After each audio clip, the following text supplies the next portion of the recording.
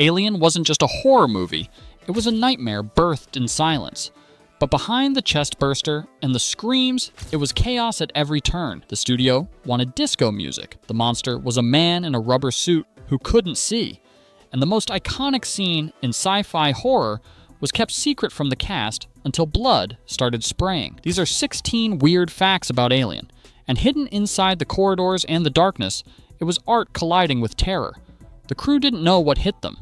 The audience couldn't look away, and Ridley Scott turned a B-movie script into the blueprint for every creature feature that followed. Number 16. Fox wanted Star Wars in space. When Fox greenlit Alien, they didn't want horror. They wanted Star Wars. The studio demanded space battles, alien allies, and wonder. They even suggested disco music for the trailer to make it fun and energetic. Screenwriter Dan O'Bannon refused. He'd crafted Jaws in space, pure survival horror. Scott threatened to walk. Fox relented but slashed the budget to $11 million. What saved Alien wasn't compromise. It was Scott's refusal to make the creature anything less than terrifying. Number 15. H.R. Giger's nightmare designs. Early creature designs looked like generic bug-eyed monsters. Then Dan O'Bannon showed Scott the work of H.R. Giger, a Swiss surrealist whose paintings depicted biomechanical horrors. Scott flew to Switzerland and hired Giger immediately, despite Fox calling the artwork pornographic.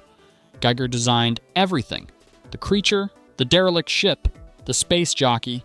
The Xenomorph's design, phallic head, skeletal body, no eyes, tapped into primal fears.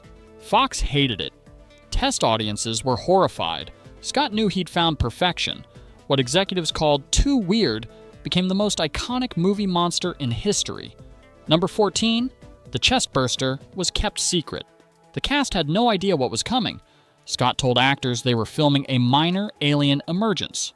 Only John Hurt knew the full violence. Scott rigged Hurt with a fake torso filled with blood and cow organs.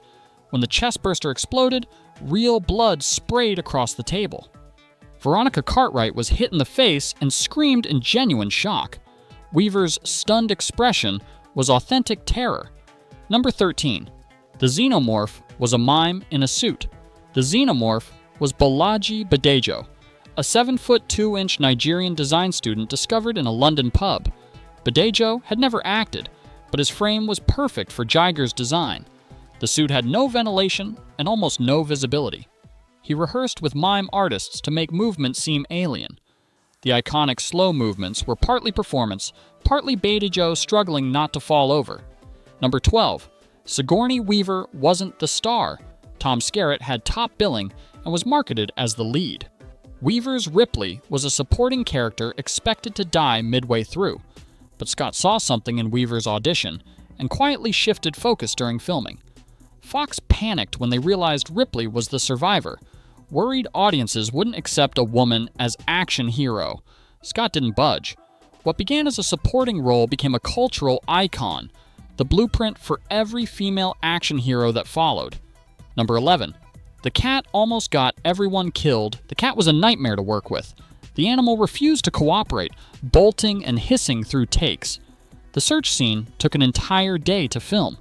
Weaver's frustration was real, making Ripley's desperation authentic. In the escape pod finale, Jones freaked out, scratching Weaver and forcing multiple retakes. The studio questioned why the cat survived when humans died. Scott's answer? The cat's smarter than the crew. Jones became a fan favorite, proof that chaos creates better cinema than planning. Number 10. The Nostromo was a refinery, not a ship. The Nostromo didn't look like a spaceship. It looked like an oil refinery. Scott rejected sleek sci-fi aesthetics, modeling the ship on submarine interiors and industrial plants. The crew wore trucker caps, complained about pay, and bickered like blue-collar workers. Scott called it truckers in space. The corridors were tight, the lighting harsh, the surfaces grimy. The design influenced every gritty sci-fi film that followed. Scott proved the future didn't have to be shiny. It could be exhausted, rusted, and full of people just trying to survive their shift. Number 9. Ridley Scott operated the alien himself. Scott didn't trust puppet operators to get the Xenomorph's movements right, so he operated it himself. crouching below the set with a controller. The scene where the tail coils around Lambert was Scott's work, timed for maximum dread. He studied documentaries on reptiles and insects, mimicking their patient movements. The result was a creature that didn't move like a man in a suit. It moved like something evolved to kill. The director who built the nightmare also puppeteered it. Number 8. The facehugger was sheep intestines and oysters. The facehugger was constructed from fresh shellfish and animal organs. The exterior was foam latex, but the interior was filled with real oysters, sheep intestines, and mussels. The slime dripping off was actual shellfish fluid. John Hurt joked he could smell the ocean every time it was brought on set. It took 4 puppeteers to operate. That tactile, visceral quality made it horrifying. Audiences could almost smell it. Today's CGI can't replicate the revulsion of something built from real organic matter. Number 7. The space jockey was a giant mystery. The space jockey was built full-size, despite Fox wanting a miniature to save money. It appears on screen for barely 2 minutes. Scott never explained what it was, where it came from, or how it died. That ambiguity drove audiences crazy and fueled decades of speculation. Number 6. Ash was always an android. The twist that Ash is synthetic wasn't a surprise for filmmakers. It was always the plan. But Ian Holm played him so subtly, even the cast didn't realize until the reveal. Holm worked with Scott privately, developing small tics. When Ash is destroyed and spews white fluid, the substance was milk mixed with pasta and mechanical parts.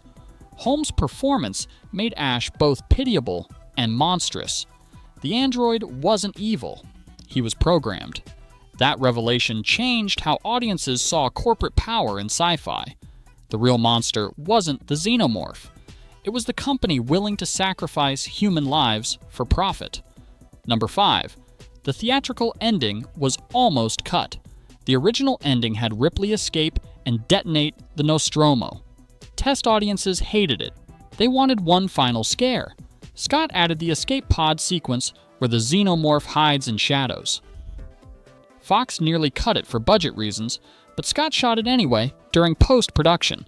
That final reveal, the alien's hand slowly reaching out, became the film's most iconic image.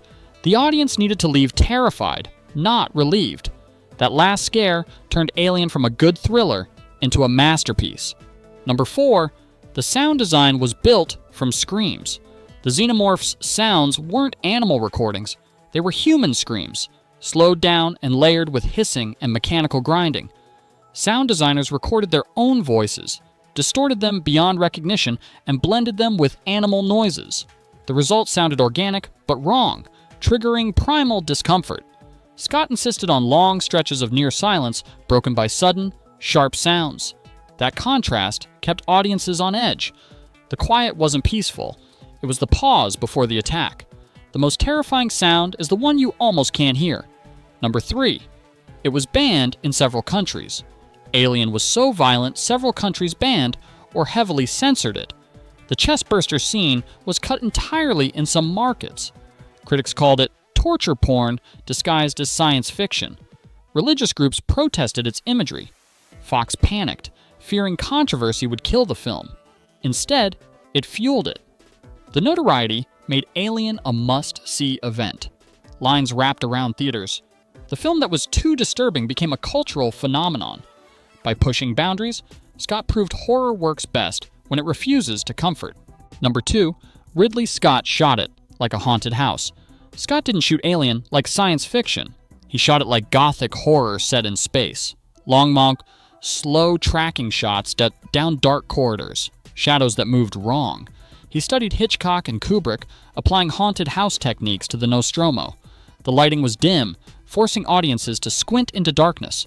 The camera lingered on empty spaces, suggesting something just out of frame. Scott weaponized negative space, making the absence of the creature more terrifying than its presence. That approach influenced every horror film that followed. Number 1, it changed sci-fi and horror forever.